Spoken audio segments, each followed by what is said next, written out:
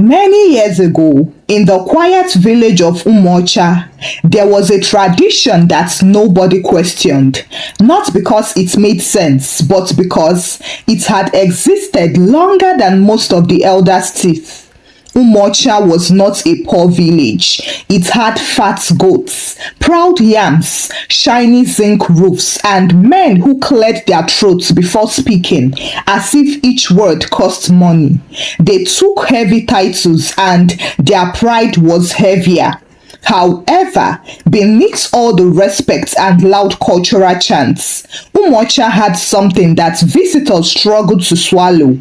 In Umoa, married men were legally allowed to have a girlfriend called Agiri. Not secretly, not shamefully, not in hiding, openly. The Agiri could visit the matrimonial home in broad daylight. She could sit in the sitting room. She could enter the kitchen. She could eat food cooked by the wife. Sometimes she could even spend the night if she needed comfort. Unfortunately, if the wife complained, she would hear the same sentence repeated in different voices. It is our tradition, oh. Some women cried in their rooms. Some pretended not to care, while some even greeted the Agiri like a visiting cousins. The strongest ones learned to smile with their teeth, while their hearts boiled like overcooked beans. The elders had many explanations ready for anyone who tried to think too much about it. A man without Agiri may become spiritually weak. A man needs balance. Blocking Agiri is like blocking destiny. Some went further and whispered dark warnings. There was one man who stopped keeping Agiri. He fell sick mysteriously. Nobody knew whether that story was true, but in Umoa, truth was not necessary. Fear was enough. Children grew up seeing Agiri as normal, such that little boys would even joke, "When I marry, my Agiri will be finer than yours." Little girls would giggle, then go home and ask their mothers, "Mama, did Papa's Agiri also eat your soup?" Their mother would sigh and reply, "That is life, my daughter." Then came the time of Onyama. Onyama was a tall, well-spoken and generous young man. He contributed to community projects and carried himself like a man who respected women. He was in love with a lady named Abala, and during their courtship, he listened when she spoke. He asked about her dreams. He once even said, "In my house, you will be my queen." Abala believed him. She was not from Umoa. She came from a neighboring village where men behaved like normal human beings. They cheated sometimes, yes, but they at least felt shame about it. There was no official cultural approval for disrespect. To make matters worse, during their courtship, nobody mentioned Agiri to Abala. Not Onyama, not his mother, not even the village. You know, if something is normal to you, you forget it might be strange to others. After their beautiful wedding, Abala entered her husband's house in Umoa, smiling, hopeful, and excited to begin life. For the first few weeks, everything felt like a dream. Onyama treated her gently. He praised her cooking and held her hand in public. The neighbors nodded approvingly. "She's lucky. She married well."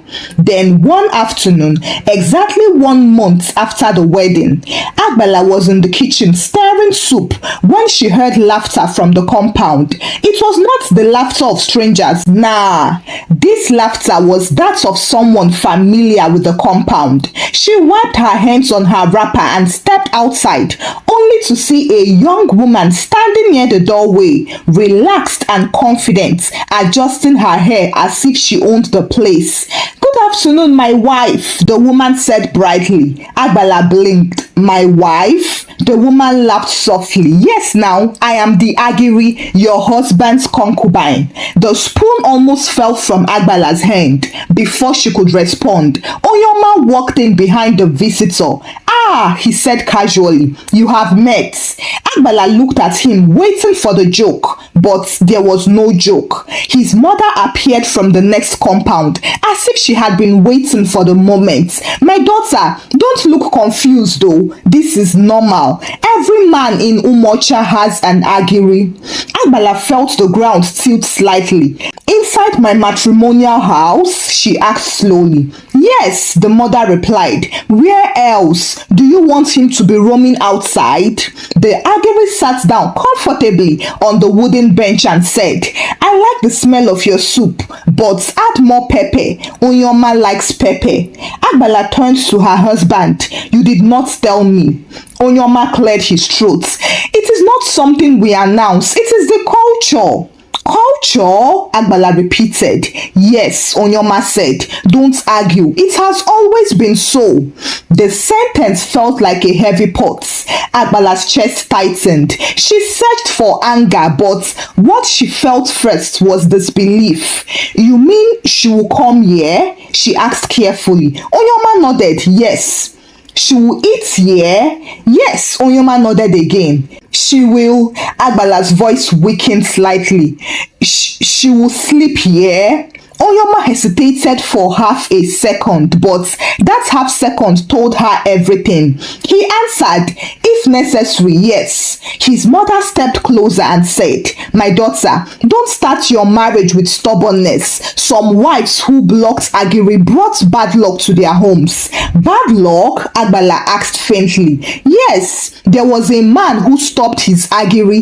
He felt ill within months." The Agiri nodded solemnly as if she had attended the man's funeral personally. Abala stood still.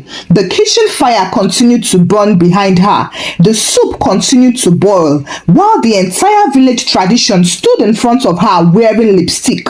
She could have decided to shout or cry. She could have even thrown the pot of soup away.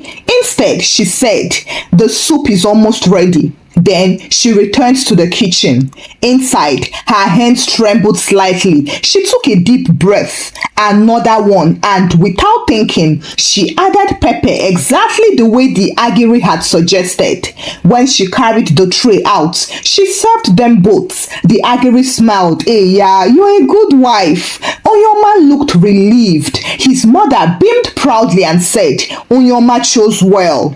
That evening, as the sun dipped and the Agiri laughed loudly at something Onyama said, Abala sat quietly in the corner. She did not cry in front of them, neither did she ask more questions. She just watched and listened. The village praised her by nightfall. Chai, she understands tradition. She will not bring shame to their household. She is mature. If only they knew. That night, when the Agiri finally left, Onyama entered the bedroom looking satisfied and relaxed, like a man who had completed a community project. Abala was folding clothes neatly on the bed. "You are quiet," he casually said. Abala looked up at him and replied, "I am thinking." "Thinking about what?" he asked. "About this culture." Onyama sighed lightly, as if she had mentioned traffic. "Don't stress yourself. It is normal here." "Normal?" Abala repeated. Onyama sat on the bed and explained. "My father had his Agiri. My uncles had their Agiri. It does not reduce the wife. It only strengthens the man." Abala nodded slowly. "And if the wife does not like it?" Onyama frowned slightly. "Why would she not like it? It is not a competition. The wife is the crown. The Agiri is just balance." "Balance?" Abala almost smiled. "Does Balance cook?" she asked. Onyama laughed, not realizing she was serious. "Don't overthink it now." He stretched and lay down as if the conversation had ended. But Abala's mind did not sleep that night. She stared at the ceiling and replayed the afternoon in her head. The way the Agiri had entered without knocking. The way the mother-in-law had defended it confidently. The way Onyama had spoken as if she was the one who needed adjustments. She turned slightly on the bed and asked, "Does she come often?" "Yes," Onyama replied sleepily. "Not every day." "How long has this been happening?" Abala asked. "Before you came," Onyama replied. The words landed like stones. Before you came, meaning that she had married into a system that already had a permanent guest. She swallowed quietly and asked, "Did you plan to ever tell me?" Onyama did not respond immediately, and when he did, his voice was low. It did not seem necessary to talk about it. Abala closed her eyes. Necessary, okay. The next morning, she woke up before sunrise, swept the compound, fetched water, and prepared breakfast. She moved like a good wife in a cultural documentary. Neighbors peeped in. One woman whispered to another, "Let us see how long this calmness would last." By mid-morning, the Agiri returned and walked straight into the compound, holding a small handbag. "My wife," she called cheerfully. Abala turned from the mortar where she was pounding pepper. "Yes, I forgot my scarf yesterday," the Agiri said. Abala paused. "You left something here?" "Yes, so I kept it in the sitting room." Abala wiped her hands and walked inside. The Agiri followed comfortably. She bent to pick up the scarf from the arm of a chair. As she straightened, she smiled at Abala and said, "You cook well. Onyama talks about your soup." Abala looked at her properly for the first time. The lady was not wicked looking. She was just confident, too confident. "Do you feel comfortable?" Abala asked calmly. "Of course," the Agiri replied. "Why should I not? This is also my place." Abala held her gaze for a few seconds. Then she smiled. "You are welcome." The Agiri seemed pleased. Outside, two elderly women passed by the gates. She greeted her nicely. One of them whispered, "Yes," the other woman replied. "She will survive." That afternoon, the Agiri stayed longer than necessary. She and Onyama sat outside discussing village politics. They laughed loudly and spoke about people Abala did not even know. Abala served them palm wine, and she watched the way Onyama's face softened when the Agiri touched his arm lightly. She noticed how easily the Agiri moved around the compound as if she had once supervised its construction, and sadly, she felt displaced. At one point, the Agiri stood up and walked towards the bedroom. Abala's heart skipped. "Where are you going?" she asked. "To rest small," the Agiri replied casually. Abala's hand tightened around the tray she was holding. Onyama stood up quickly and said, "Not now." The Agiri laughed. "I was just joking." But Abala saw something in her eyes, something that meant a boundary had already been crossed long ago. That evening, after the Agiri left, Abala's mother-in-law came to sit beside her. "You are handling it well," she said proudly. Abala looked at her respectfully. "Mama, is this truly necessary?" The older woman's face hardened slightly. "Necessary? It is our way, oh." "But what if a woman does not want it?" Abala asked. Her mother-in-law leaned forward and said, "Listen carefully. A wife who blocks Agiri blocks her husband's strength. Don't let outsiders' ideas spoil your home." Abala nodded slowly. She did not argue, but she asked one more question. "Has any woman ever refused?" The older woman hesitated and then said, "There was one many years ago." And Abala asked. She did not last, her mother-in-law answered. The answer was vague, too vague. Abala felt a chill. That night, she lay beside Onyama again. When he reached for her, she did not pull away. She allowed him. But something inside her had shifted from trust to analysis. In Umoa, the tradition had survived because women reacted emotionally. Abala would not do that. She would observe and measure. She would understand the structure before touching it. 2 days later, as she was washing clothes in the backyard, she overheard two young men talking near the fence. "Onyama is lucky," one of them said. "His wife did not shout." "Yes," the other replied. "Some women fight. That is when sickness comes." Abala froze. "Sickness?" She continued washing slowly, but her ears sharpened. "My uncle said if a wife carries anger inside, the land punishes her first. They laughed lightly and walked away. Abala remained still for a long moment. Punishes her first? So, the fear was not only for men, it was for women too. The tradition protected itself through threats. She lifted the wet clothes and squeezed it tightly. Water dripped back into the basin, but her face remained calm. That night, she did not mention what she heard. She cooked as usual and asked Onyama how his trading went. She even massaged his shoulders when he complained of tiredness. If Umoa was watching her, they would see a wife adjusting beautifully, but inside her, something had begun to rearrange itself. For 2 weeks, the Agiri continued to come often, sometimes in the afternoon, sometimes in the evening. She no longer greeted shyly. She now moved with ownership. Add more salt, she would say from the doorway of the kitchen. Onyama likes it that way. And Abala would nod. Yes, she did not argue or challenge her. As a result, the village grew more relaxed around her. It is over. She has accepted it, people said. She is wise indeed. One evening, while serving dinner, Abala noticed something. The Agiri and Onyama were laughing loudly about a story she did not understand. She watched the way Onyama leaned closer comfortably towards her bosom.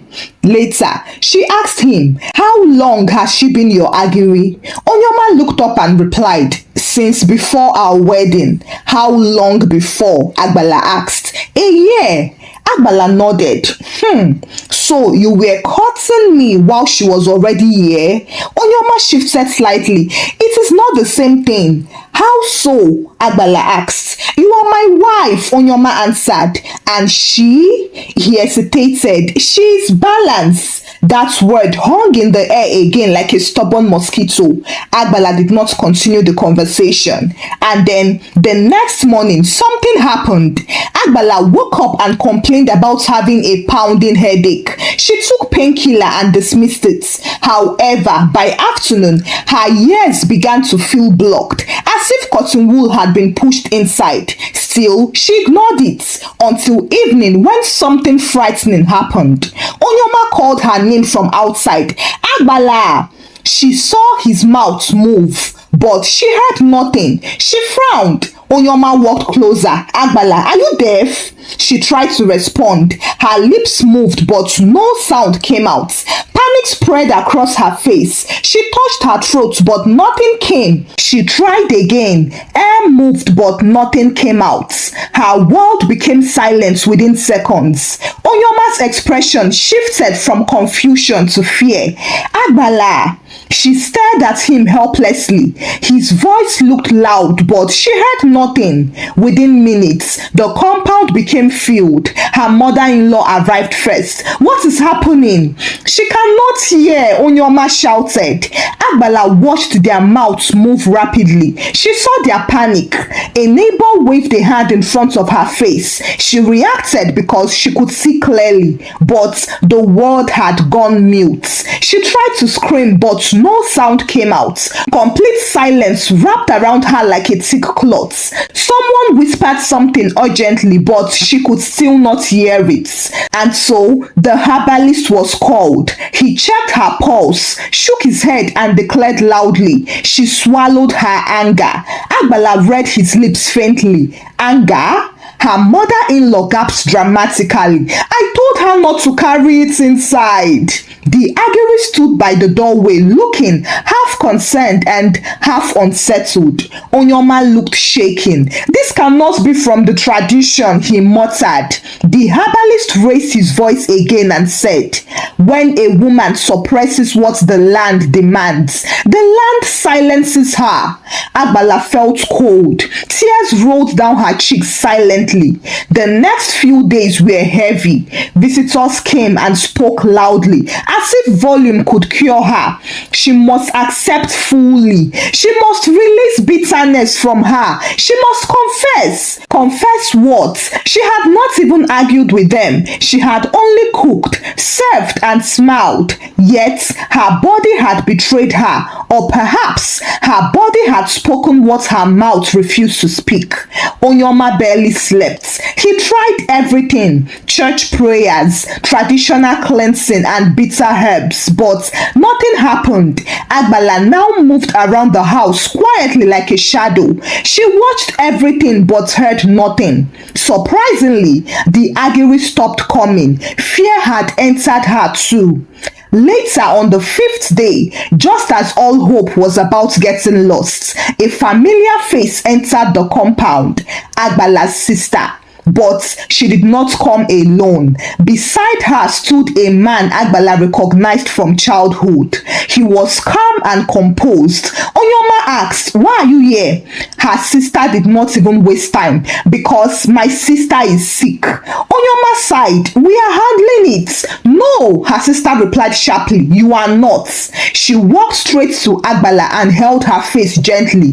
"Can you hear me?" Abala read her lips and shook her head slowly. The sister exhaled deeply. "I warned you," even though Abala could not hear her. Then she turned to the small crowd who had gathered for gossip.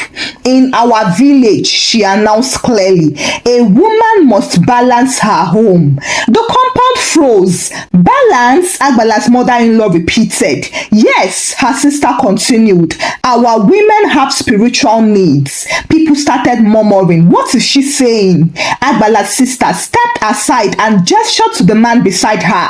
"This is her Agiri." The word landed like thunder. Silence swallowed the compound. Onyama blinked twice. "Her what?" "Her Agiri," her sister repeated calmly. "In our land, women keep balance." Abala's mother-in-law gasped loudly. "This is madness." But her sister folded her arms and explained, "I understand. One village's food may be another village's poison. We should have told you before the wedding." The man stepped forward boldly and said, "I mean no disrespect, but tradition is tradition." Onyama's face darkened. "This is my house, and this is my sister. Her health is important," Abala's sister replied sharply. The compound fell into thick silence. Even the goats near the fence stopped chewing, as if they also wanted to hear the outcome. Onyama laughed once, but there was no humor inside it. "Don't bring foolishness here. There is nothing like male Agiri." Abala's sister tilted her head slowly and said, "There is nothing like female Agiri in our village either. Yet, here we are." A few men shifted uncomfortably. Abala's mother-in-law held her wrapper tightly and declared, "This is an insult. You want to disgrace my son." Abala's sister did not blink. Was my sister not disgraced when another woman walked into her marriage 1 month after the wedding? The words cut clean. Onyama opened his mouth, then closed it.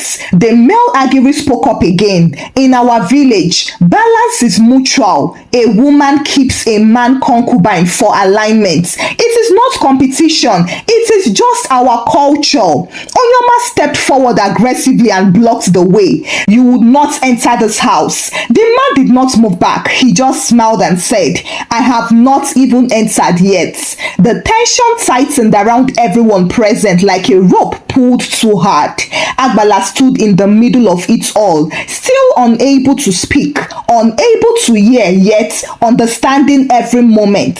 She watched her husband's anger. She watched fear dance around his face. Fear. The same fear women had been fed for years. What if the land punishes you? What if your husband dies? What if you block destiny? Now, the question had flipped. What if your wife has balance too? Her sister walked closer to Onyama and said, "You say it is your house, fine, but you married my sister knowing she comes from our land. You did not tell her about your Agiri. She too did not tell you about her own village. Now she is sick and our elders believe imbalance causes this." Abala's mother-in-law scoffed loudly. "Her sickness is because she swallowed jealousy." Abala's sister snapped back quickly. "Then let her go close to her Agiri first. Let's confirm something." Murmurs rose louder now. More neighbors had gathered. Some stood on tiptoe to see better. Onyama looked around, suddenly aware that the entire village was watching him. "This nonsense will not happen here," he insisted. The male Agiri spoke again, still calm. "You are not being attacked, dear husband. I will not disrespect you. I will only sit, just as your Agiri sits." The comparison hung heavily in the air. Abala's sister moved closer to her. She held her shoulders gently and said, "Watch this." Then she turned to the man. "Come and greet her." The male Agiri stepped forward slowly. He stretched his arms and embraced Abala like his partner. The moment his chest touched hers, something happened. Abala blinked. A sound entered her ears. It was faint at first, then it became clearer. She heard her mother-in-law's sharp breathing and the wind brushing against the zinc. She opened her mouth and a sound escaped. Gaps exploded across the compound. She spoke. She can hear. Onyama staggered back. "Abala." She turned towards him and said, "Yes." The word came out weak but clear. Total silence followed. Even the palm trees seemed to pause. Her mother-in-law touched her head in disbelief. Abala's sister folded her arms triumphantly. "You see?" Onyama stared at his wife as if he was seeing her for the first time. "You can hear me?" She nodded. "Yes." "You can talk?" She nodded again. "Yes." Her mother-in-law's eyes darted between the male Agiri and her son. "This is manipulation," she muttered. Abala's sister shook her head. "No, it is symmetry." The male Agiri cleared his throat. "Since she has been restored, I will move in." The sentence dropped like a bomb. He took one step toward the bedroom, but Onyama reacted instantly. He rushed forward and blocked the doorway. "You will not cross this line." The man stopped and asked, "Why? Is it not allowed for Agiri to enter?" "This is my wife," Onyama snapped. "And yet you made another woman's daughter Agiri," Abala's sister fired back. The crowd shifted again. Some men began to look uneasy. At that time, the practice did not look bold anymore. It looked dangerous. Onyama's jaw tightened. "This is different." "How?" Abala's sister demanded. He hesitated because he did not have an answer that did not expose the hypocrisy. Abala's mother-in-law raised her voice desperately. "A woman's body is not for sharing." Abala's sister laughed. "And a woman's heart is for what?" The argument stretched into the evening when elders were summoned. They arrived slowly, carrying authority like walking sticks. They listened, frowned, and asked questions. "Is this practice truly from your land?" One elder asked Abala's sister. "Yes," she replied confidently.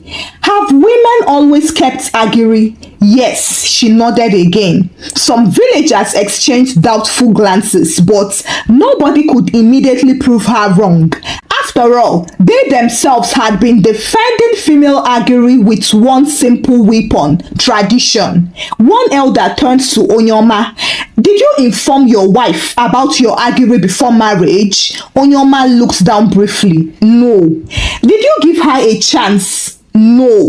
The elder nodded slowly. "And now you refuse her equal choice?" Onyama's chest rose and fell heavily. "This is not equal. It is an insult." The elder leaned back. Or is it reflection? Tradition jams tradition. That statement hung sharply. Even though the argument did not end that night, the male Agiri remained seated in the compound like a calm storm, and Onyama could not rest that night. He paced inside the house. Every time he glanced outside and saw another man sitting comfortably within his walls, his stomach twisted. He remembered the first day his Agiri had sat down there, how relaxed he had felt, how natural it had seemed, but now it felt like poison. Abala watched him silently. He turned towards her at midnight and asked, "Is this what you felt?" She did not answer immediately. He asked again, "When she came into this house, is this how your chest felt?" Abala looked at him and nodded. Yes. Outside, the male Agiri cleared his throat casually, and as the sound echoed through the compound, Onyama's jaw clenched again. He did not sleep that night. Each time he closed his eyes, he imagined the man outside standing up, stretching and walking toward the bedroom, the same way his own Agiri had once walked freely through that doorway, the same doorway he had never considered sacred until now. At dawn, he stepped outside. The male Agiri was seated calmly under the mango tree, drinking water like a guest with no worries in this world. "You are still here?" Onyama said stiffly. The man looked up politely. "Where else should I be? This is not your home," Onyama said. The man nodded slowly. It was not hers either. That sentence landed rudely. Onyama had no quick answer. By mid-morning, the compound was full again. Umoa does not miss drama. Women carried tools this time around. Men stood with their arms folded, while young boys climbed the fence for a better view. The elders arrived once more, this time prepared for a conclusion. Abala stood beside her sister. The herbalist avoided eye contact while her mother-in-law looked tired. An elder cleared his throat loudly. "We cannot continue like this. Umoa must decide." Another elder spoke slowly. "For generations, men have kept Agiri. We always justified it as balance." He turned to Onyama. "Your wife's health is tied to her Agiri." The crowd murmured. Onyama inhaled deeply and said, "My wife is not an object." A woman in the crowd coughed loudly and asked, "And whose object is the Agiri?" The elder nodded slowly. "This matter is no longer about one house. It is about fairness." Abala's mother-in-law raised her voice. "If we allow women to bring Agiri, homes will scatter." Abala's sister responded sharply. "If you do not allow women fairness, voices will scatter." A younger man from the crowd spoke up carefully. "If both sides can have Agiri, then why do we need it at all?" The question floated slowly. The male Agiri stood up gently and spoke. "I came here to restore balance. I have no interest in taking another man's wife. But what is good for the goose is good for the gander." He faced the elders. "You call it culture, but culture must not suffocate one half of the people." Onyama looked at Abala. She did not look angry or triumphant. He remembered the first day the Agiri had entered their home. He remembered how he had dismissed her questions. He remembered saying it was not necessary to inform her. Necessary. That word returned to mock him. He stepped forward and said, "My wife was silenced, whether by anger or shock, I don't know, but she lost her voice inside my house." The crowd shifted. He continued, "I thought it was normal. I thought it was harmless. I thought it was my right. It did not feel harmless when another woman sat inside my room." Some men laughed awkwardly until Onyama dropped the bomb. "I will not keep Agiri again." Everyone froze. His mother turned sharply. "What are you saying?" Onyama repeated, "I will not keep Agiri. Not today, not tomorrow." He looked at the elders. and I advise other men to think carefully. An older titled man scoffed. Please, oh, no one is forcing you. Leave us alone. I know, Onyama replied, but if women also begin to keep Agiri, will you accept it? The elder hesitated. That is different. How? Onyama asked. Nobody answered. The male Agiri folded his arms behind his back and dropped. If balance is dangerous when equal, then the original practice was already flawed. The words struck deeper than shouting would have. A long silence followed. Finally, the oldest elder spoke. Perhaps Agiri was created in a different time, when women had no voice and when men made rules alone. Alas, times change. Abala's mother-in-law protested. But it is our identity. The elder shook his head gently. Injustice is not an identity. The crowd began murmuring differently now. They were now thoughtful. A middle-aged woman raised her voice from the back and asked, if Agiri ends, will men die? Some people laughed nervously. She continued, no, they will not die. Then let it end. Another woman added loudly, we have cooked enough for strangers. We are tired. Other women nodded in agreement. Onyama stepped towards the male Agiri. You can go. I hereby denounce my Agiri. The man nodded once. He turned to Abala and bowed slightly. She nodded too. Abala's sister smiled knowingly to Abala and left with the young man. Over the following weeks, men began adjusting quietly. Some told their Agiri not to visit again. Some reduced contact slowly, while some pretended nothing had changed but stopped publicly defending it. The elders made a formal announcement during a village meeting. Agiri practice is no longer compulsory. It is hereby discouraged. Gradually, within months, it faded.